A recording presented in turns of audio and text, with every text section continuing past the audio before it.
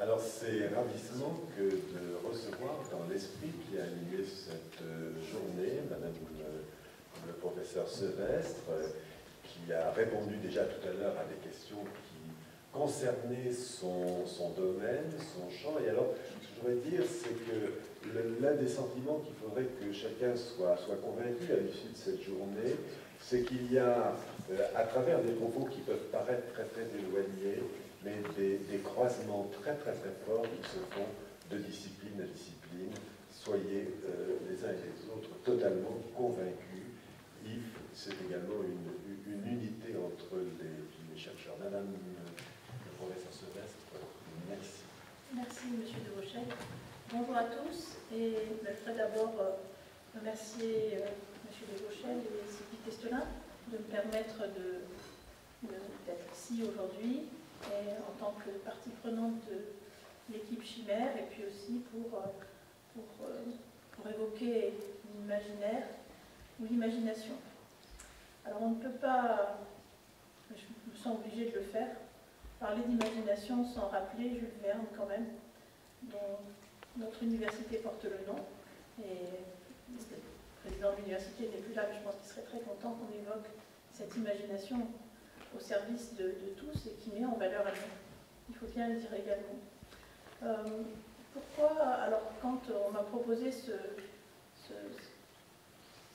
présentation,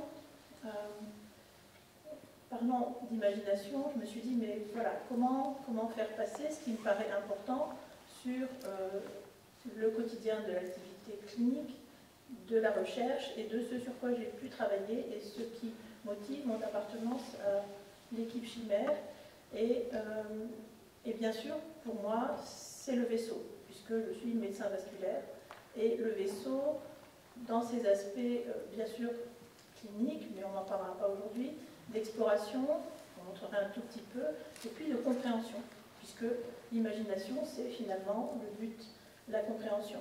Alors je voudrais aussi, une fois encore, rendre hommage à M. de Beauchel, parce que ça fait très longtemps que je suis dans cette université, que j'y suis que j'y étais en tant qu'étudiante, et que les choses n'arrivent pas par hasard, que pour certains d'entre vous peut-être qui ne connaissaient que depuis sa découverte, sa première mondiale, les découvertes qui ont pu suivre, et donc le chemin qu'on a fait aujourd'hui jusqu'à ce magnifique bâtiment, c'est le fruit d'un très long travail de réflexion et d'une imagination qui s'est autorisée à envisager d'autres choses.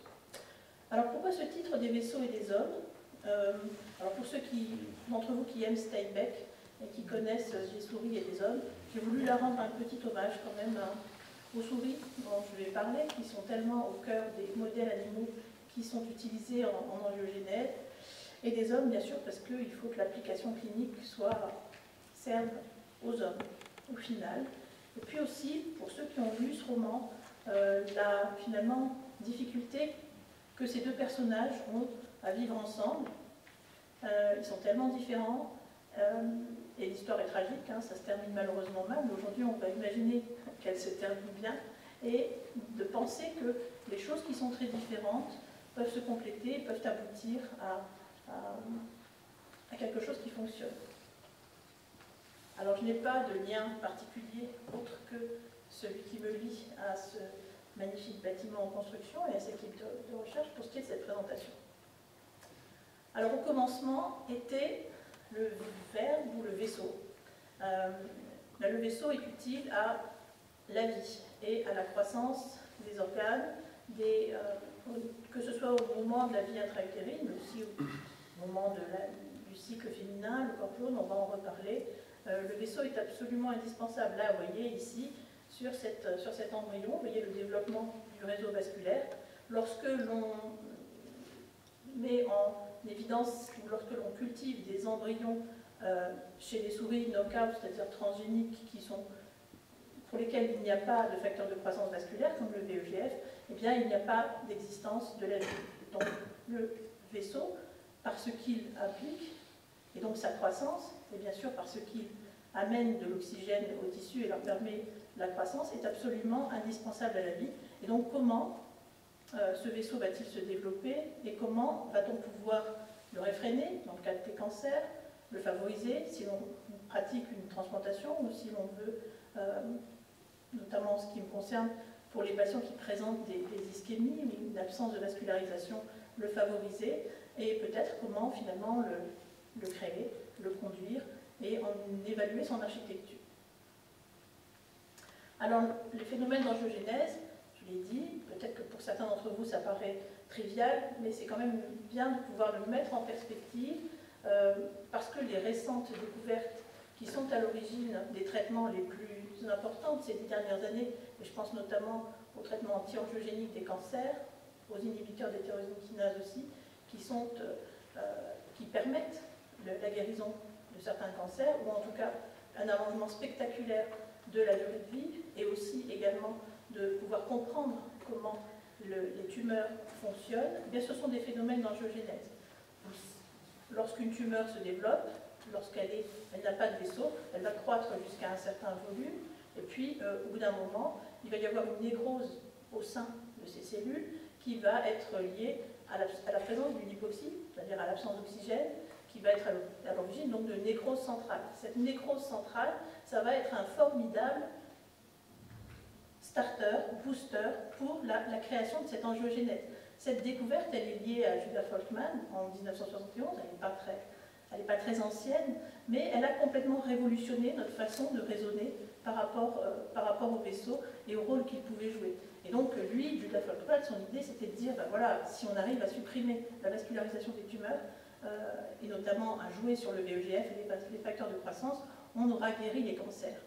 C'est un peu plus compliqué que ça, mais on y est presque arrivé, en tout cas pour le moment, et probablement qu'on y arrivera à un moment ou à un autre. L'hypoxie aussi, finalement dans le développement, et tous les laboratoires de recherche qui s'intéressent au développement et à l'évolution humaine, mettent en avant le rôle majeur de l'hypoxie dans la création de vaisseaux et le développement des organes. Alors, il y a des phénomènes physiologiques, comme par exemple la cicatrisation. Vous voyez, dès que tout le monde se coupe, on cicatrise très bien, c'est grâce à des phénomènes d'angiogénèse. La grossesse, et puis aussi le cycle chez la femme, et puis des choses plus pathologiques comme les cancers, les rétinopathies diabétiques, on va en reparler un tout petit peu, et puis l'ischémie, et puis aussi tout ce qui est prolifération vasculaire non souhaitée, comme par exemple dans la polyarthrite rhumatoïde ou dans d'autres pathologies. Alors, là aussi, on va le voir, et si j'en parle là, c'est parce que ça a des implications pour la compréhension de ces phénomènes. Voilà, le développement de vaisseaux sanguins au cours de la vie intra-utérine, c'est la vasculogénèse. Donc, on sait maintenant qu'il y a des progéniteurs hématopoïétiques. C'était, il y a maintenant plusieurs années, le but de mon séjour de recherche dans le laboratoire du professeur Wissner à Boston, la participation de cellules hématopoïétiques à une possible angiogénèse, mais on va en reparler. Donc ces progéniteurs endothéliaux, hématopoïétiques, on va dire au sens large, ils sont à l'origine d'un réseau vasculaire primitif, et puis qui va s'agencer, et c'est un phénomène qui est extrêmement complexe. Et puis, on a, une fois que ce réseau est bien mis en place, on a des artères, on a des veines, et puis des veines, il y a une transdifférenciation qui se fait vers les lymphatiques. On a parlé des lymphatiques, alors il n'y a pas de lymphatique dans le cerveau, mais c'est vrai qu'il y en a beaucoup ailleurs, c'est extrêmement intéressant. Ils sont aussi sous l'influence de facteurs de croissance, mais ils ont une anatomie et une fonctionnalité qui est encore assez mal connue, mais qui est particulièrement primordiale, bien sûr aussi dans le cadre des cancers. Donc ça, une fois que le réseau est présent, il va pouvoir y avoir des remodelages qui sont liés probablement à des phénomènes physiologiques, je pense à l'effort, je pense aux sportifs, mais aussi pathologiques, s'il existe une occlusion, s'il existe des maladies, un remodelage qui va être le fait d'une artériogénèse avec l'aide, bien sûr, de facteurs de croissance, mais aussi d'enjeux cellulaires. Et là, c'est ce dont on a parlé aussi, et sur lequel je vais revenir, et qui me paraît extrêmement important, c'est le flux sanguin, la pression de perfusion, le fait qu'on peut avoir, chez des patients qui sont debout, par exemple, la gravité, le flux sanguin est extrêmement important. Quand je faisais mes études de médecine, on pensait qu'il y avait d'un côté la biologie, avec les facteurs de croissance, les cellules, et puis de l'autre côté, finalement, tout ce qui était anomalie liée au flux sanguin, avec le shear stress, et puis toutes ces forces qui faisait qu'on pouvait avoir une dysfonction endothéliale, mais que globalement, c'était des choses différentes. Maintenant, on sait qu'elles sont interdépendantes et extrêmement liées de façon très très proche. Donc c'est vraiment une révolution. Alors, bon, l'angiogénèse, vous voyez, je vous ai dit, ce qui est vraiment à la base de tout, c'est l'hypoxie. Donc l'hypoxie va être à l'origine de sécrétion de facteurs de croissance, il y en a plusieurs, on va dire par exemple le VEGF, et qui va être lui-même donc à l'origine du phénomène d'angiogénèse avec la mobilisation de cellules endothéliales qui sont présentes et qui vont aller coloniser le tissu avoisinant en détruisant la basale et puis après en allant faire une formation se former, on va le voir comment, de tubes, et puis après on aura un système qui va stabiliser l'ensemble. Tout ça c'est très important et la connaissance de tout cela c'est majeur lorsque l'on veut réaliser soit des transplantations, soit des lambeaux, soit ou de la réparation vasculaire au sens large, parce que c'est quelque chose qui est absolument fondamental. L'artériogénèse, là, c'est plutôt finalement à partir de vaisseaux préexistants, le développement de petits vaisseaux sous l'effet d'une pression de perfusion basse ou d'autres cytokines qui vont pouvoir être mises en jeu afin donc de réaliser ce qu'on appelle un réseau collatéral. Pour la vasculogénèse, vous voyez que les cellules issues de la moelle ou du sang périphérique circulant, elles-mêmes, et c'était les travaux de Folkman et de l'équipe qui lui a succédé, vont pouvoir mobiliser des cellules médulaires pour aller elles-mêmes s'intégrer dans cette angiogénèse débutante, alors soit à partir de cellules hématopoïétiques, mais aussi de cellules mésenchymateuses. Alors, ça, c'est vraiment quelque chose de très important. Donc, vous voyez finalement toute la partie du haut qui correspond à la vasculogénèse. On voit qu'à partir de ces progéniteurs, ou notamment du mésenchyme, on a la possibilité donc de l'apparition de vaisseaux artériels, de vaisseaux veineux, et les vaisseaux lymphatiques donc viennent des vaisseaux veineux, et puis on va avoir finalement la création de tubes qui vont après être plus ou moins stabilisés. Lorsque, à l'échelle de la cellule endothéliale, et la cellule endothéliale c'est vraiment, je trouve, le cœur du propos, et c'est ce sur quoi beaucoup d'équipes travaillent actuellement, parce qu'elle a ce que l'on ne savait pas auparavant, mais depuis qu'on peut faire des microdissections de cellules endothéliales, on sait ce qu'elles peuvent exprimer et comment on peut les analyser, eh bien on sait qu'elles ont une plasticité extraordinaire. Une cellule endothéliale, ça vit 6 ans, ça peut être soit, comme vous le voyez au niveau ici, voilà, envers des cellules qu'on appelle des type cells, qui sont des cellules qui vont finalement être un petit peu comme des neurones, qui vont aller explorer le tissu avoisinant, et puis des cellules qui seront des cellules de soutien, qui seront un petit peu, donc soit des stack cells, soit des cellules qu'on appelle phalanges, qui vont être en fait des cellules qui vont soutenir, qui vont correspondre en fait à une branche, et on va dire la type cell étant le bourgeon qui va explorer les possibilités aux alentours. Tout ça, c'est sous l'influence, bien sûr, de facteurs de croissance, mais également, une fois que ces cellules se sont agencées en tube, qu'est-ce qui fait qu'elles vont s'orienter plutôt vers tel type d'architecture vasculaire? Et là, on va venir à l'architecture, ou est-ce qu'elles vont rester dans un réseau primitif, où elles vont finalement ne pas se poursuivre? Eh bien, c'est toute la question qui est posée, et c'est ce qui est vraiment extrêmement intéressant.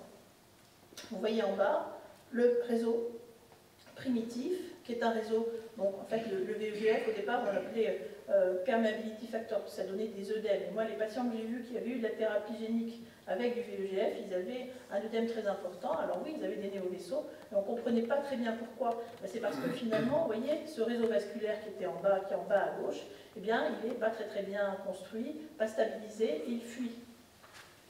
D'où l'intérêt d'ailleurs aussi d'étudier la lymphangiogénèse.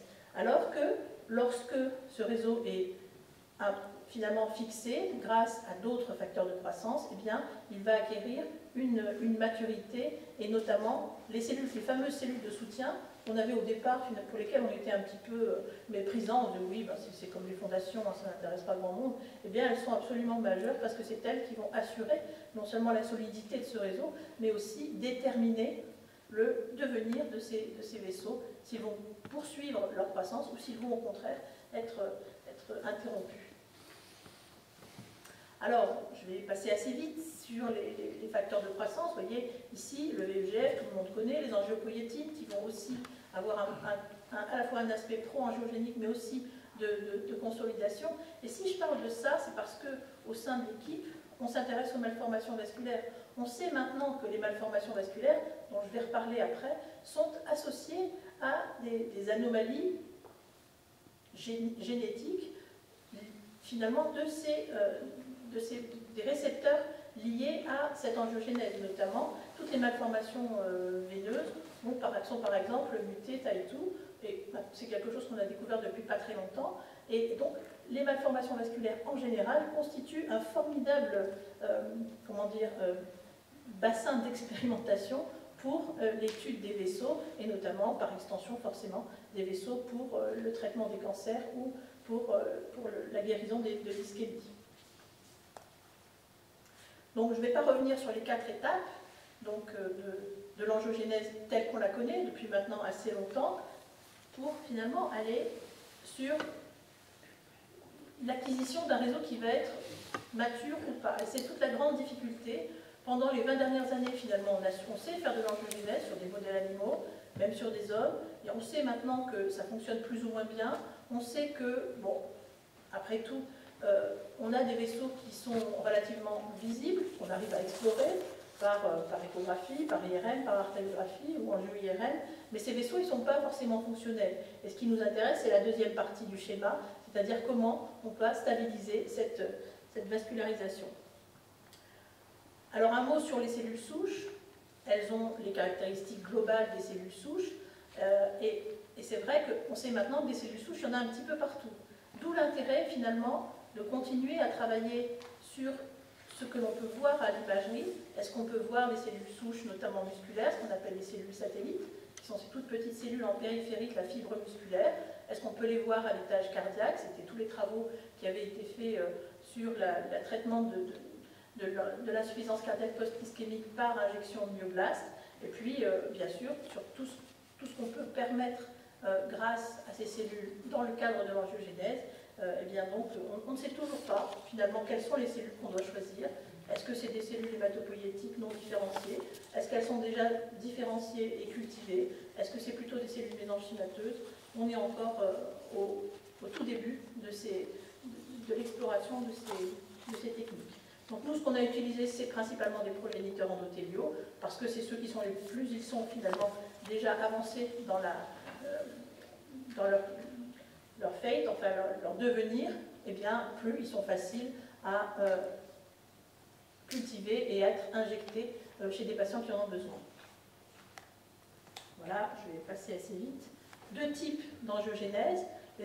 L'angiogénèse par, donc, vous voyez, germination, sprouting, de tous ces micro-vaisseaux qui vont se développer dans le tissu. Et puis aussi, il y a un second mécanisme qu'on appelle l'intussusception, qui est en fait le mécanisme écologique de l'angiogénèse. Lorsqu'on a déjà des cellules endothéliales, on les utilise, on n'a pas besoin d'en créer d'autres.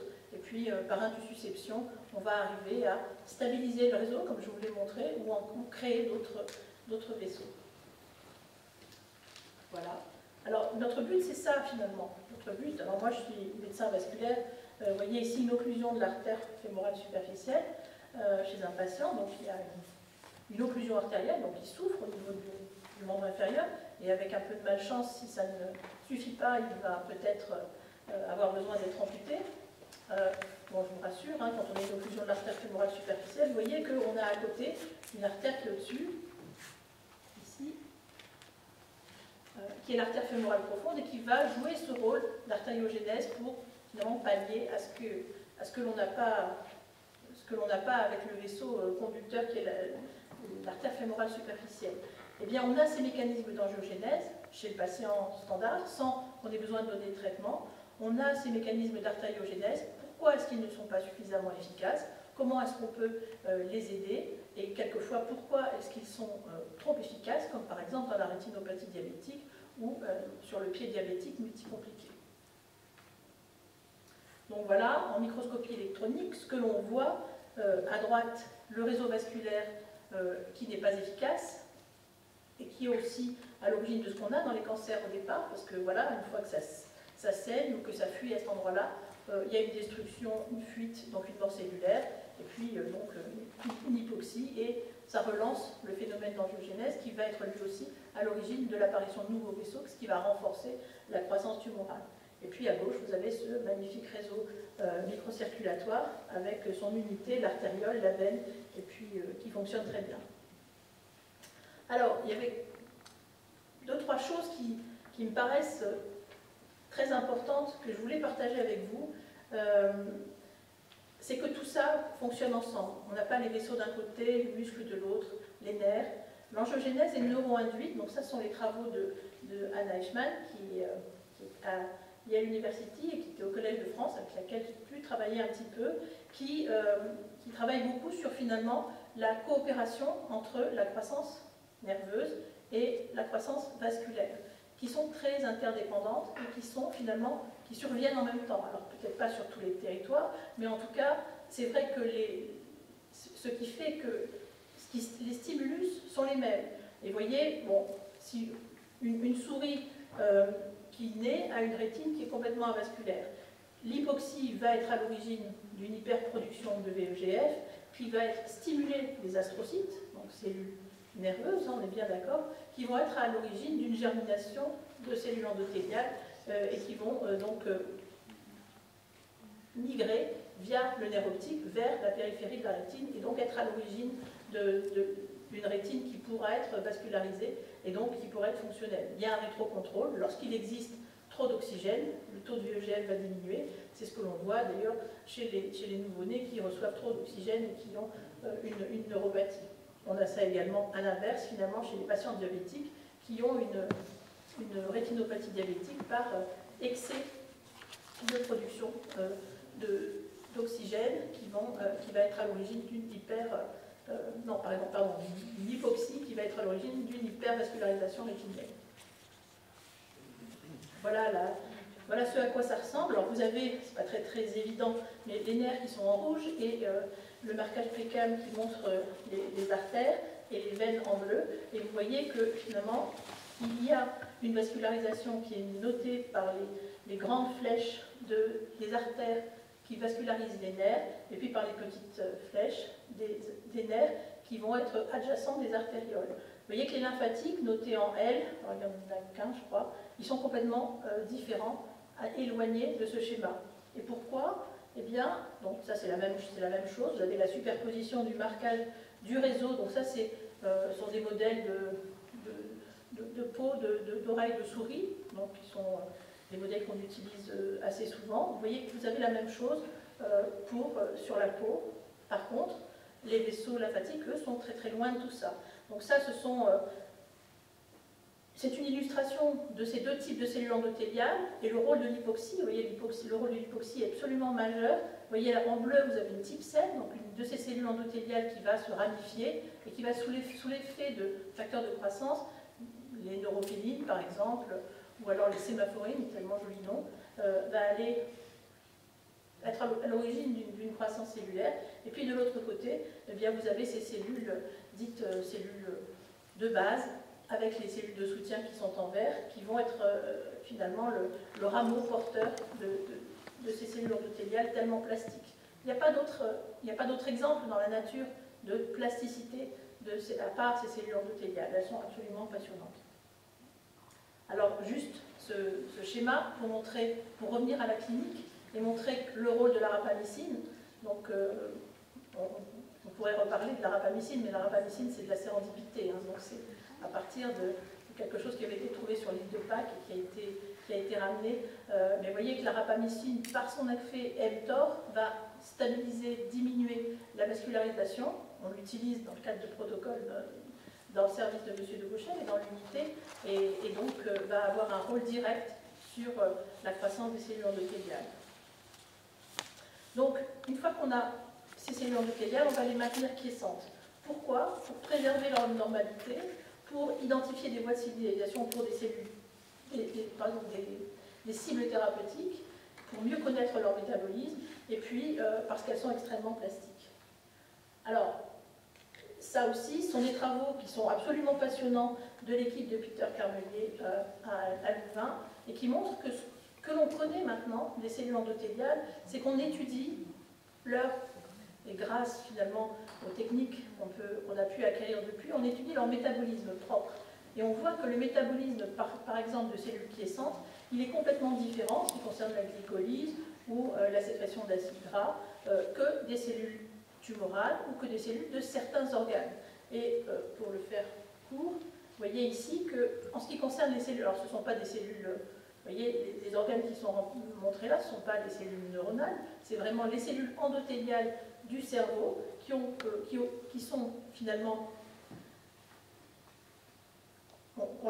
qui ont un taux de métabolisme du glucose, des acides gras et donc le transport qui est augmenté, alors qu'elles ont les mêmes caractéristiques que dans d'autres organes. Donc qu'est-ce qui fait que finalement elles ont cette plasticité? C'est une question qui n'est encore pas résolue.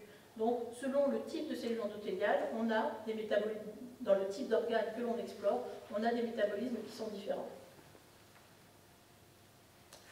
Alors, comment est-ce que ça fonctionne et pourquoi? Eh bien, c'est parce qu'on a des types d'endothélium qui sont différents. L'endothélium, il est soit continu, dans les veines, dans les artères, il peut être fenêtré ou voire sinusoïde, il a des fonctions directes, et donc, c'est grâce à ce type, à l'étude du type d'endothélium que l'on va pouvoir connaître la fonction de l'organe et comment le métabolisme se fait et comment on répond finalement aux agressions qui peuvent survenir. Je vous en montre, donc je vais passer rapidement, mais vous voyez qu'au niveau des capillaires du cerveau, au niveau des capillaires pulmonaires, ou au niveau du cœur, on a un type d'épithélium qui est continu, et puis après, plus on est sur des organes qui sont liés à des échanges, comme par exemple tout ce qui est glandes qui sécrètent des hormones en particulier, on a un épithélium qui va être soit discontinu, soit même fenêtré. Alors, voilà, ça, je ne résiste pas au plaisir et je vous encourage vraiment à lire cet article qui est absolument passionnant, qui est un article de revue qui explique comment l'architecture, comment l'organotypie va influencer le fonctionnement des organes et est-ce que c'est la conséquence du rôle de l'organe? Est-ce que c'est un phénomène initiateur? On ne le sait pas, mais c'est vraiment quelque chose d'absolument nouveau et qui ouvre un champ de recherche extraordinaire parce que ça va permettre de développer des médicaments qui vont directement agir ou modifier les conditions d'utilisation de ces cellules endothéliales. Vous avez ici, en partant finalement de la gauche, en allant dans le sens des aiguilles d'une montre, des vaisseaux cérébraux, rétiniens au niveau cardiaque. En dessous, ce sont des glandes surrénales. Au milieu, vous avez l'os. Et sur la gauche, on aura reconnu le tissu hépatique avec les espaces sinusoïdes qu'on reconnaît bien. Eh bien, les endothéliums sont complètement différents. La façon de fonctionner et l'exposition au stress, notamment au stress circulatoire, et Olivier l'a bien dit, hein, en fait, la circulation joue un rôle majeur, notamment la vitesse de circulation joue un rôle dans l'hématopoïèse et favorise ou pas l'hématopoïèse. Donc il n'y a pas seulement des signaux biologiques, mais aussi des signaux hémodynamiques et de pression. Vous voyez ici l'exemple du foie avec des cellules. Donc vous voyez, vous avez la veine porte sur la gauche avec les cellules lipidiques, avec les ADN, en tout cas les lipides, qui sont amenés par la digestion et qui vont être, par le biais du flux, amenés au contact des hépatocytes. Vous voyez que là encore l'oxygène intervient puisque l'artère hépatique qui est sur la gauche va augmenter le débit artériel et avec une forte oxygénation qui va diminuer de plus en plus au fur et à mesure que l'on passe dans l'espace sinusoïde et puis avec donc des passages de flux qui vont être plus ou moins importants et qui vont être plus ou moins déterminés par les conditions circulatoires et aussi l'affinité entre le passage possible de cellules ou d'organites particuliers à travers ces cellules endothéliales. Donc vraiment, travailler sur la perméabilité ou non des cellules endothéliales et de la membrane basale, enfin en tout cas de tout l'espace qui correspond, est un enjeu majeur des 10 prochaines années sur cette thématique. Donc là, vous avez un exemple sur la gauche de visualisation des espaces, en tout cas de l'agencement des cellules endothéliales, donc avec les trois types d'endothélium. Ça, c'est l'os. Et vous voyez aussi qu'effectivement, sur l'os, selon le type de circulation, et là, on est aussi sur des vascularisations où probablement que le fait de la pression de perfusion est très importante, mais bien sûr, il n'y a pas que ça. On va modifier, selon l'âge aussi de l'os, la possibilité, en tout cas l'ostéogénèse et les conditions de résorption de l'os. Alors, dommage. J'avais une vidéo.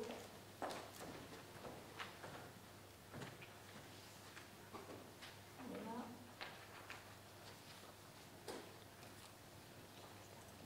Comment est-ce qu'on peut faire? On peut peut-être avancer là.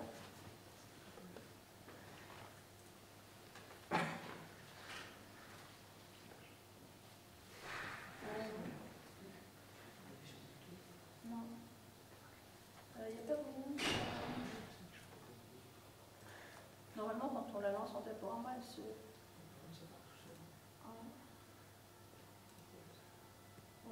Ah, mais pas sûr. Non, ça marche pas, ça. D'accord.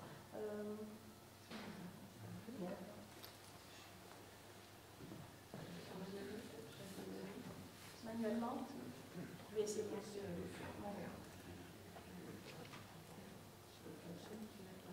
Je vais essayer.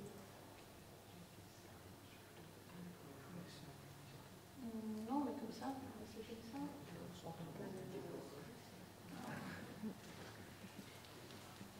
Je vais vous montrer juste un fichier. C'est extrêmement dommage. Essayez peut-être de l'exporter. Sur le bureau. Sur le bureau.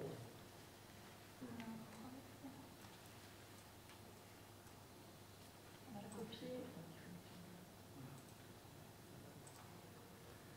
On ne peut pas la copier directement.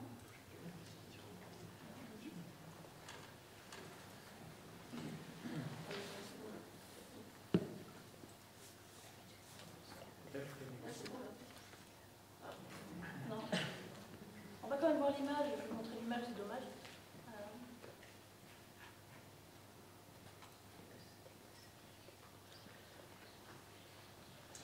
En fait, c'est une vidéo qui est réalisée avec une échographie toute simple qui vous montre le flux dans une veine. Alors, les questions relatives finalement à la possibilité d'avoir des lésions au niveau des veines comme sur les artères. Vous voyez, vous avez là la paroi veineuse qui est toute fine, qui est dépressible. On voit une veine.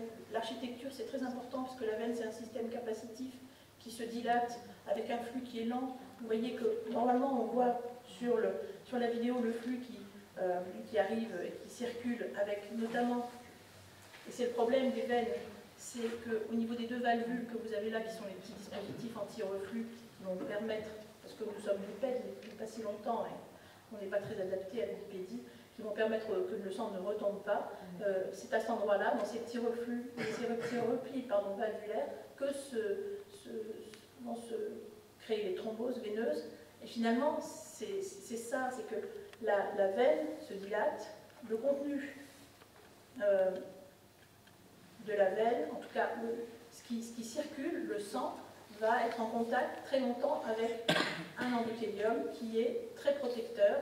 Et donc les pathologies qui vont être à l'origine des problèmes veineux, en dehors des varices ou des choses qui sont liées finalement, on ne sait pas très bien, mais probablement quand même aussi au fait qu'on reste longtemps debout et qu'on a un style de vie qui a beaucoup changé depuis qu'on était pas très loin des primates, eh bien on sera plus sur une thrombose locale liée à des phénomènes de stase ou l'effet de substances toxiques dans le sang, qu'à véritablement une maladie de la paroi, comme c'est sur l'artère, où on a là une coopération cellulaire qui est extrêmement importante.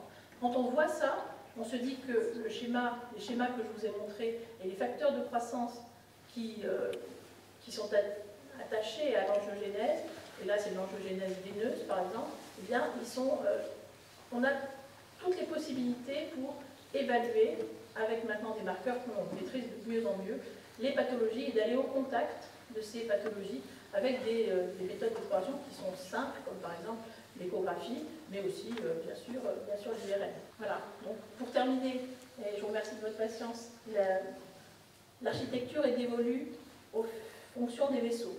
Est-ce que les fonctions des vaisseaux sont dévolues à l'architecture? C'est une bonne question. Les vaisseaux contrôlent les fonctions métaboliques des organes, c'est quelque chose qui est complètement nouveau et qu'on ne connaissait pas. Les cellules de soutien sont plus qu'un soutien, elles interviennent dans les possibilités thérapeutiques et les choses que l'on doit explorer. C'est une recherche qui est multidimensionnelle, ça vous l'avez compris.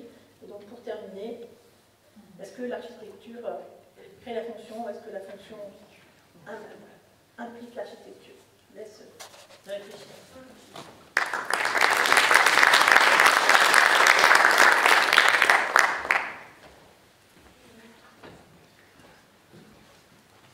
Moi, je crois que le titre qui vous avait été imposé répond bien à la réponse que vous en avez faite, ça répond parfaitement au titre des vaisseaux et des hommes. Voilà, jusqu'où il faut aller. Y a-t-il des questions très spécifiques à poser ou précises à poser?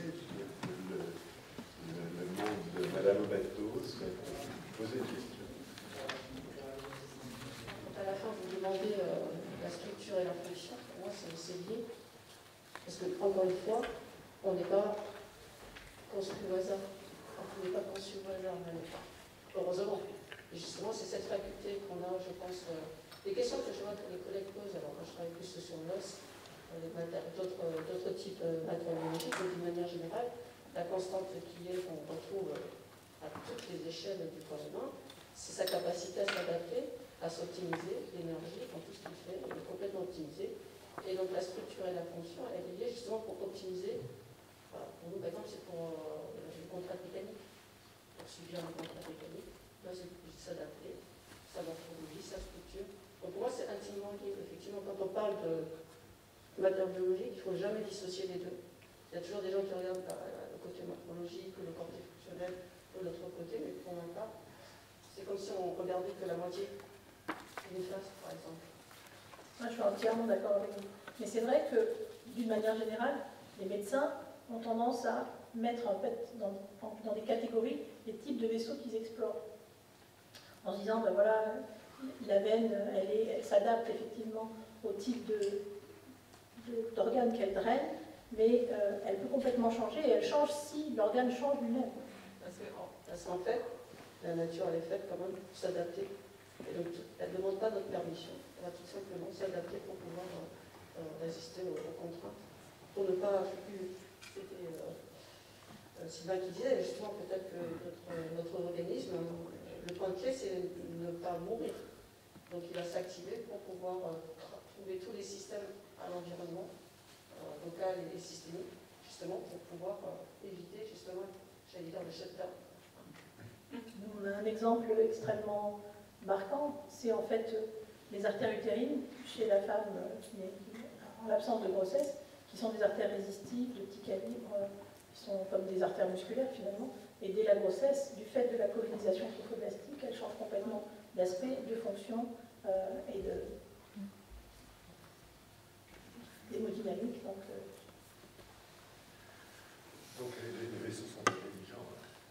Les vaisseaux sont les plus intelligents. C'est ce que vous disiez tout à l'heure, chacun prêche pour sa paroisse. Monsieur Banédan. Marie-Antoinette. Non, j'ai changé de place.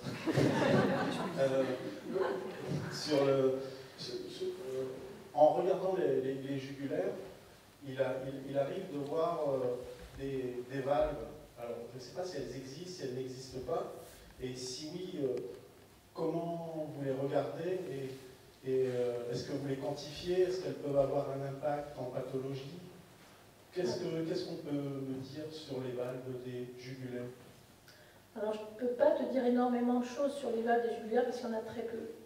En fait, ce que dit Madame Obato, c'est qu'il y a des valves dans les veines où on va beaucoup, qui vont être contraintes, enfin, qui vont être soumises à une forte pression hydrostatique. C'est-à-dire, là où il y a plus de valves, c'est au niveau des veines très distales des membres inférieurs.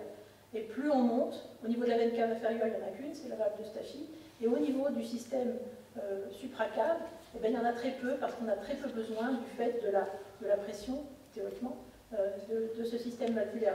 Le système valvulaire, voilà, c'est bête, ça ne marche pas, mais on le voit très très facilement, et il est assez mal connu, parce qu'on sait qu'il est détruit quand il y a une thrombose, ou quand il y a certaines pathologies, ou des varices par exemple, mais souvent, il a en fait, ça ressemble un petit peu à des ailes de papillon qui marchent avec le flux et qui se rejoignent plus ou moins, mais qui n'ont on se dit que quand on les voit, elles n'ont probablement pas un rôle pour retenir le sang, mais peut-être plutôt pour éviter que le sang soit trop en contact avec les parois veineuses, et donc à l'origine d'une thrombose. On les étudie, on les voit, mais on ne les étudie pas vraiment. Il y en a très peu à l'étage jugulaire et axillo-sous-clavien. S'il vous plaît. J'ai deux questions.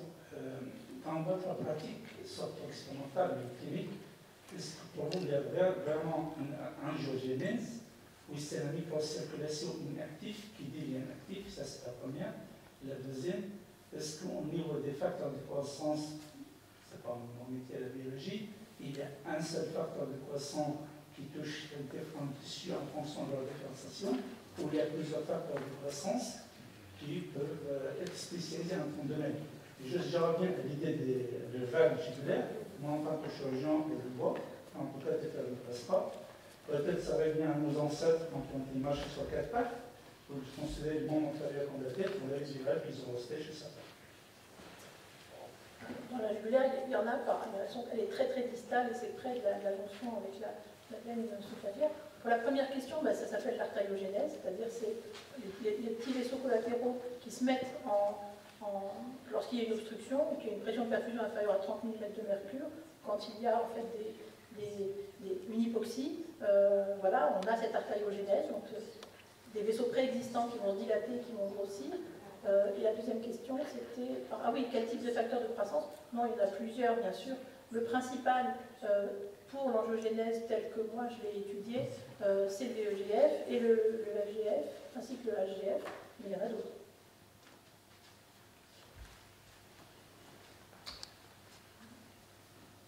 Ferdinand, une question finale. On a dépassé l'horaire. Si j'ai bien suivi, si la croissance nerveuse est proportionnelle à la croissance vasculaire, pourquoi il n'y a pas de récupération dans la section médulaire s'il y a croissance vasculaire et que la section médulaire ne récupère pas? Je n'ai pas dit qu'elle était proportionnelle, j'ai dit qu'elle pouvait être voisine et sur de petites artères et de petits nerfs. Donc là, on est pas, on est sur un très gros nerf. Très bien. Voilà. Un grand merci.